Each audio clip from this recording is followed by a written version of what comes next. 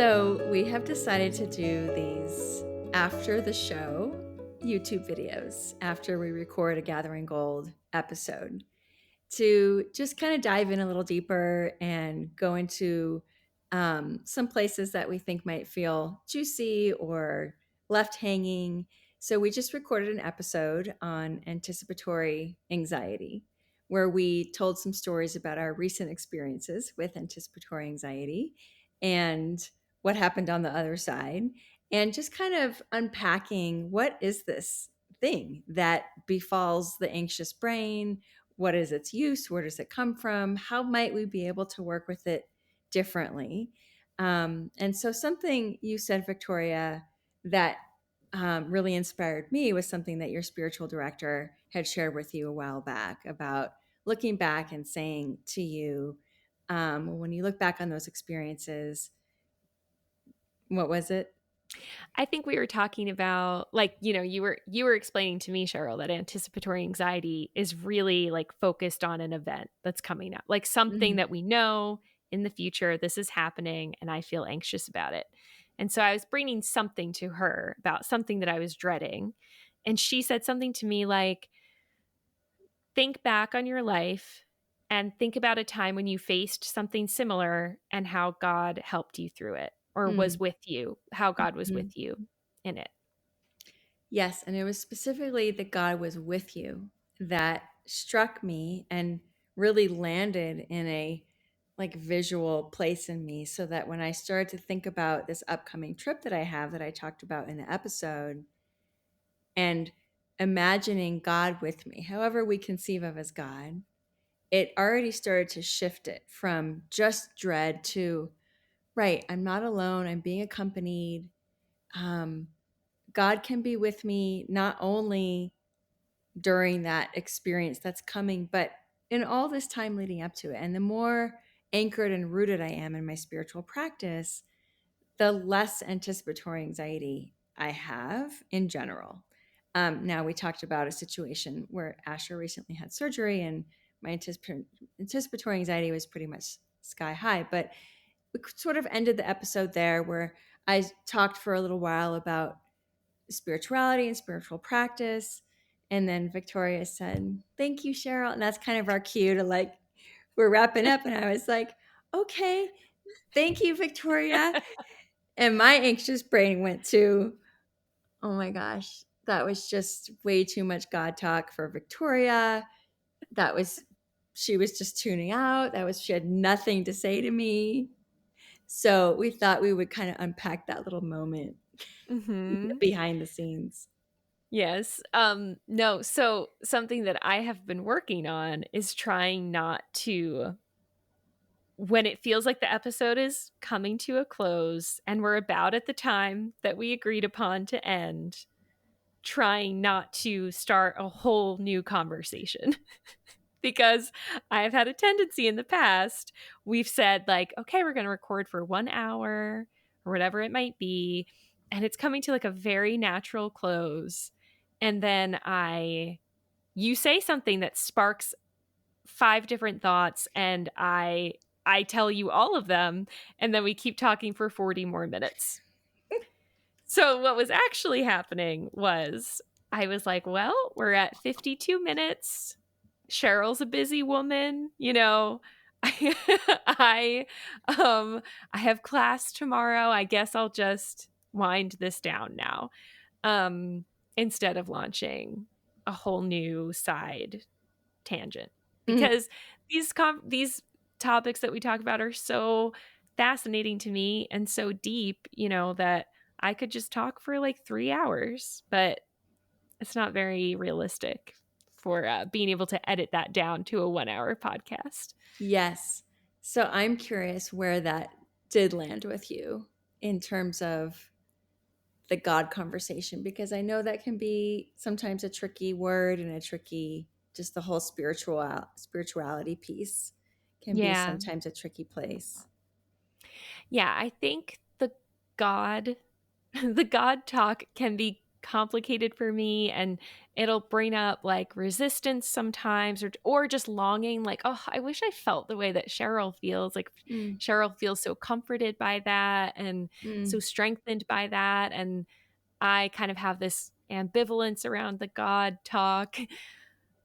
But what did occur to me that I bit my tongue and didn't say and mm, was that I think, when we think about spirituality more broadly, something that helps me is just carrying other people with me in my mind and my heart when I'm doing something that makes me a little bit nervous. Like for me, my anticipatory anxiety now is like I'm starting, I'm in a graduate program in counseling, and my mhm. classes for the spring semester start tomorrow, and I'm nervous. Like I'm excited, but I have some of that anticipatory anxiety. Yes. And so there are different ways for me to bring a sense of connectedness or like something bigger than me into the experience. Like when I just picture other people that I love or admire, even people I don't know in real life, I picture them doing the same thing I'm about to do, Mm, whether that's go get a cavity filled or go sit in a class. mm, And I think about how much just care and generosity I would have towards them, because mm, sometimes my anticipatory anxiety is about, I think there's like a shame element to it sometimes. Not mm, all the time, but mm, there's something that I'm dreading about how I'm going to feel if things go wrong.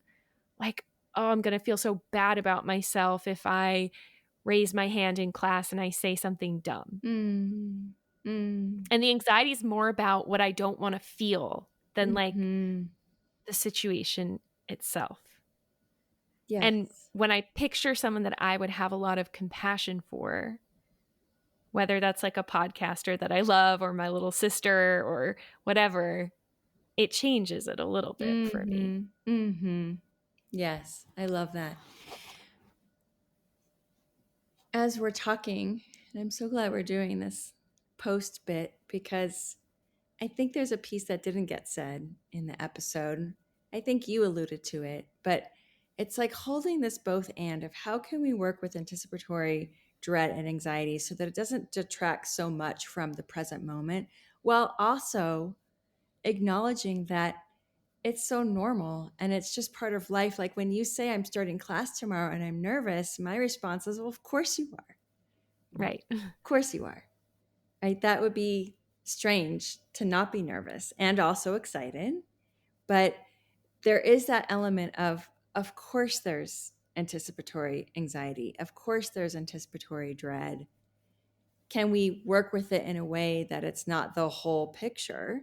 That we also remember that most times things are fine and we remember the excitement, but it's that holding of both and the normalizing of all of it and not trying to get rid of any of it, but just maybe meeting it um, in a different way. I think our instinct so often is to, and mine too, is to push away, right? Push away. I don't want that dread. I don't want that anticipatory anxiety. Why can't I be wired like somebody else who just waltzes into oral surgery or like I don't know. I don't know who that person is, but I'm imagining that person exists, um, or just maybe is more in the moment or more even keel or has a greater sense of like it's going to be fine.